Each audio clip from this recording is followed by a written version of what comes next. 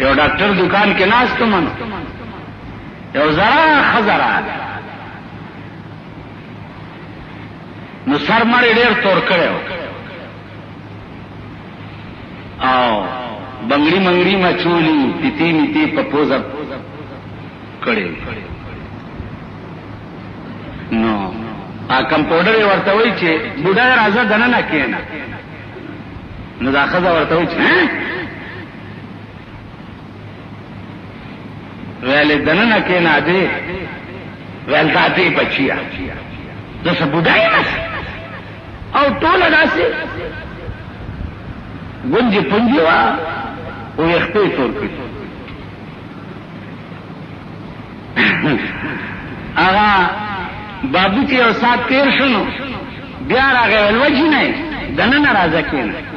ویل ښه ځواني کوټی شي بیا دننه ده ما اړه کې راله چې ورته ووایم څه خو مال خدای خبر څوک ده اوس ما ته کنځلې وي نو عزیزانو عرض مې دا و چې که مونږ زړې ډېر رنګونه راولګوي خو هغه ځوانېږي نه اوس سړی دی ګیرې له تور رنګ ورکړي ګیره توره کړي یا برېتې تورې کړي یا سر له تور رنګ ورکړي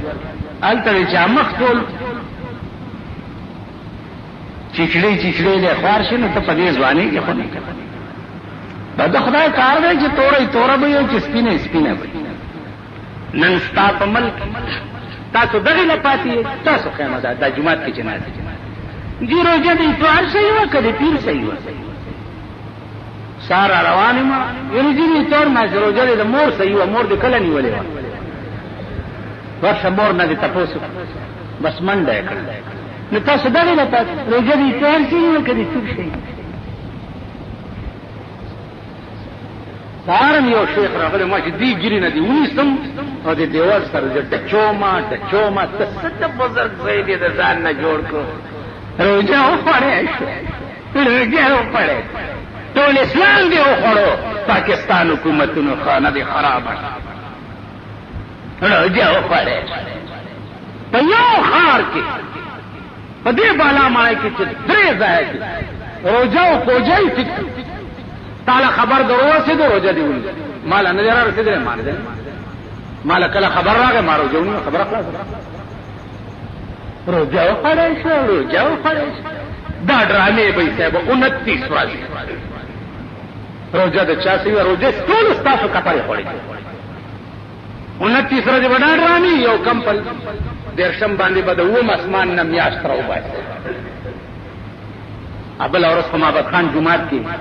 واورئ تاسو دا شیخان میخان پوستکی بدن او باسم که محمد خان سے جماعت میں گری والا گواولی گری والا ما خو پروسه کال پتا سو ډېر اخبارونه کړ سنور ګنټې هلته مونږ ناست یو رانغی چې یم د جمعې په شپه لیدلې ده یم د خالي په شپه لیدلې یم نن چېرته ولیده یو رانغی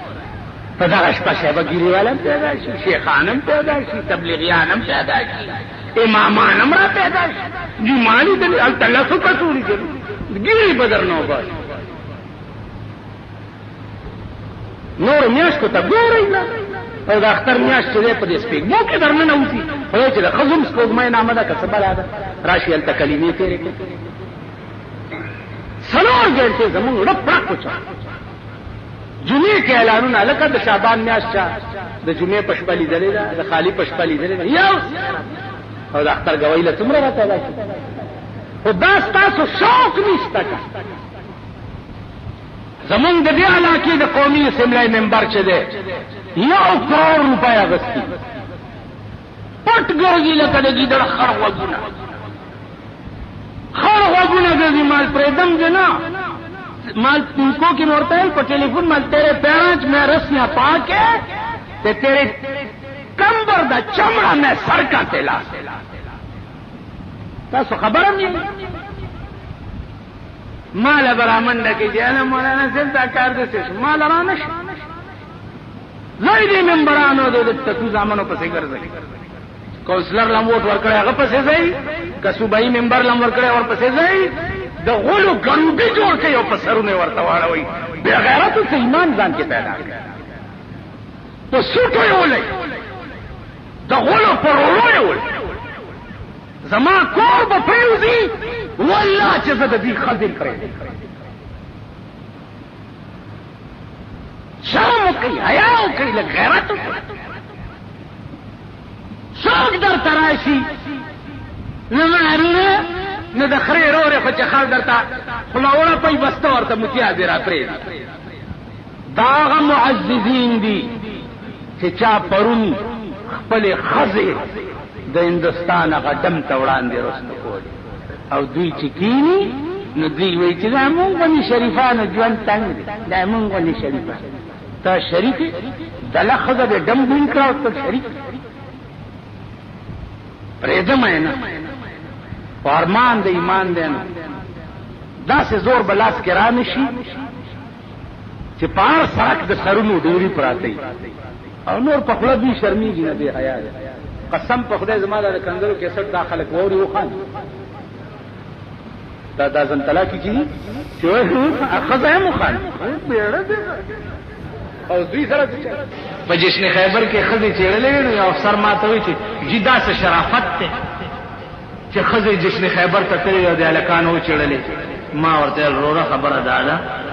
چې کوم سړی چې خپلې خرې ته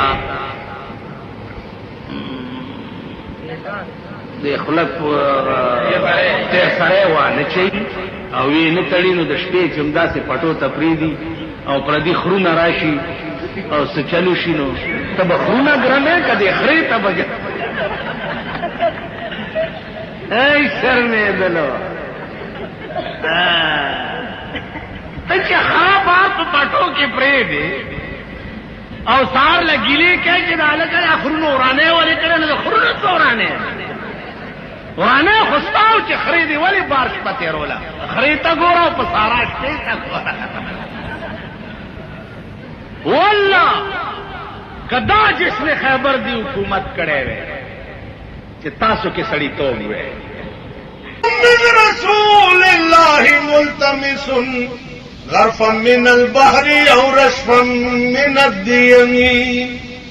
یو لک سلیر زر پیغمبران ټول په دربار د جناب محمد رسول الله کی درخواست کړي سوئی و یا رسول الله د خپل علم د دریاب نه یو لپخ مونږ لمرا کا یا رسول الله کله پنوي نو یو ساس کې هم لمرا کا كلهم من رسول الله ملتمس غرفا من البحر او رشفا من الدين جاءت لدعوته الاشجار ساجدة تمشي اليه على ساق بلا قدم مولاي صل وسلم دائما ابدا على حبيبك خير الخلق كلهم دا قصیدی بردی مصنف فالج وارد دا ذات اقدس پشان کې او په عشق کې یو قصیده جوړه اوس عشق خو مونږ اډو پیژنو نه مونږ چې عشق نامه والو ته شیطانت طرف ته خیال لاړ تاسو خیال را عشق څه شي ډولو وایي تاسو ګورا پڑھے لکھے خلک مونږ خو پڑھا لیکھا نه یو دا انګریزي خوان طبقه چې خپلو کې کینی وای مونږه دا پڑھے لکھے چې یو کنه وای دا بجلیګر مولا پڑھا لیکھا نه مولا دی الکه دا مولانا دا مولا دی دوی پڑھا لیکھا هغه چاته وای چې دا غوي متیاز چاله ډېری وای انګریزي وګوره غوي چې متیاز کوي په لار داسې انګریزي وګوره او د غوي متیاز وګوره والله یو برابر تاسو خیال راځي نو دوی پڑھا لیکھا هغه چاته وای چې چاله انګریزي ډېر وای زه پڑھا لیکھا هغه چاته وایم چې چاله قران ډېر पढ़ा लिखा هغه چاته وایم چې چاته حدیث ډېر وایي هغه خلق پڑھے لکھے نه دي زه انګریزي خوان ته داسې شی وایم لکه ترکان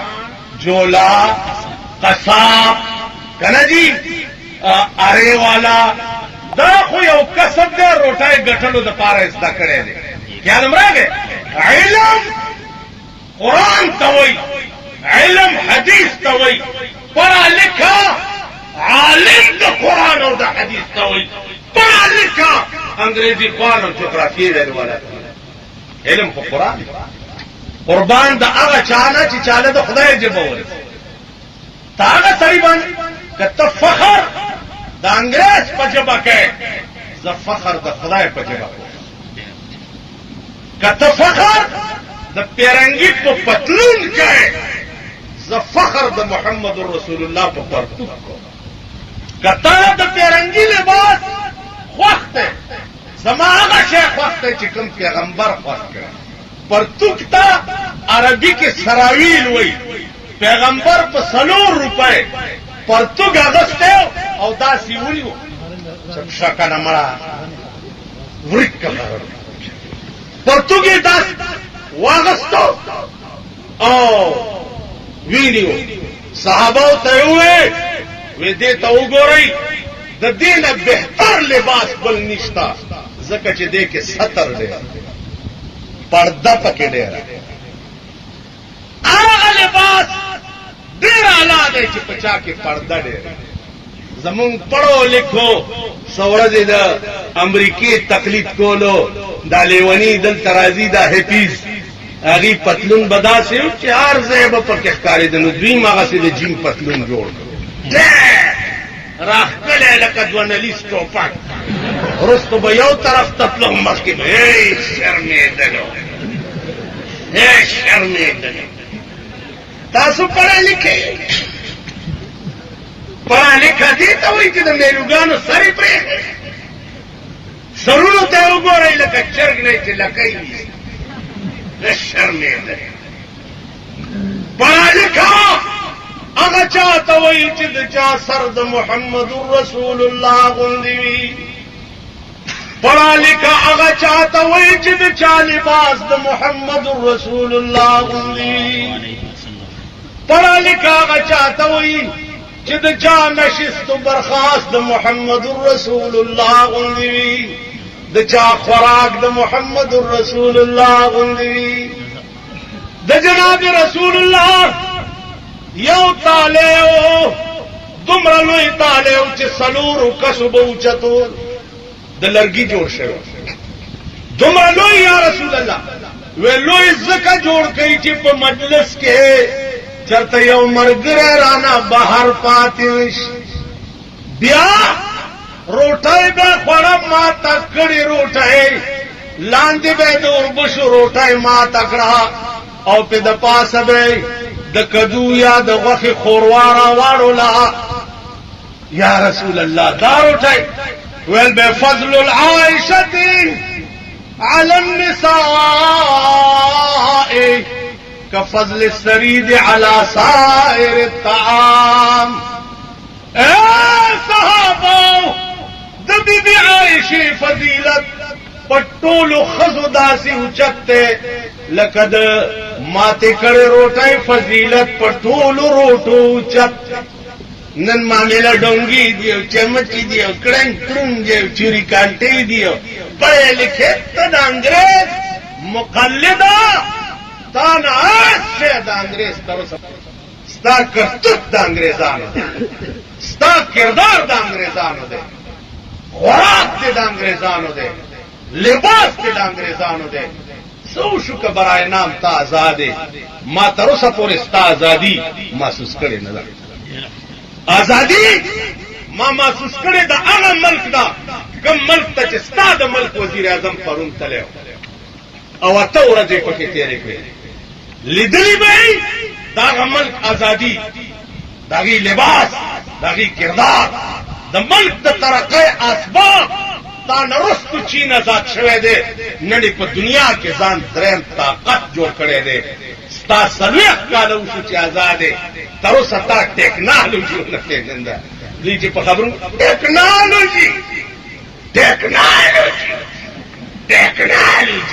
ټیکنالوژي صحیح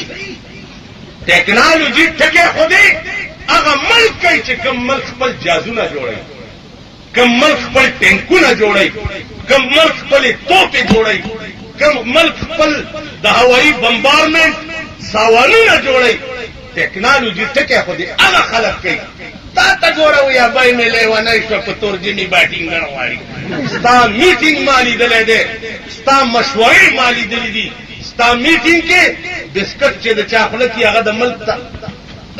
پالیسي جوړولی شي. بسکټ خوره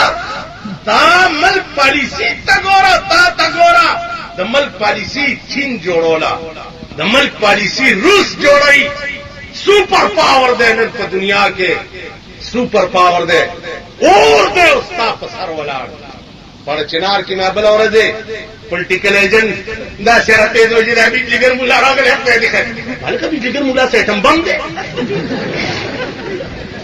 بیجګر مولا سے هډروجن بم دی. تو پدا وای بمونه راغورځي تبه واوري دلته شیعه سنی دي. زه پوهېږم د شیعه سنی په مزاج. واورئ شیعهګانو، واورئ په پلاو غوږونه یې واورئ. که دا اور په دې غره را واورېده او تا بیا د حسین نوم واغستو، راشه دا ګیره مې د سپي په متیازو کړه. که دا اور په دې دیوال را واورېده او تا د ابوبکر او د عمر نوم واغسته، دا ګیره مې بیا په متیازو کړه. فکر وکړئ، ما ته ګورئ، ما ته ګورئ، لکه فکر کوه. نن وخت په ملک کې د فرقه وارانه فساد جوړولو نه دی. نن د ملک د سالمیت خطره ده. یو طرف ته اور ولاړ دی ستا په سر راجیو ګاندھی، بل طرف ته اور ولاړ دی ستا په سر ګوربچوف. هم کته ریګن سره چې خبرې وي نو ریګن سره خبرې په انګریزۍ کې نه کولې، په روسي ژبه کې کولې او منځ کې به ترجمان ناست. ما په خبرو پوهېږم. خپلې ژبې له دومره اهمیت ورکړی و، دومره اهمیت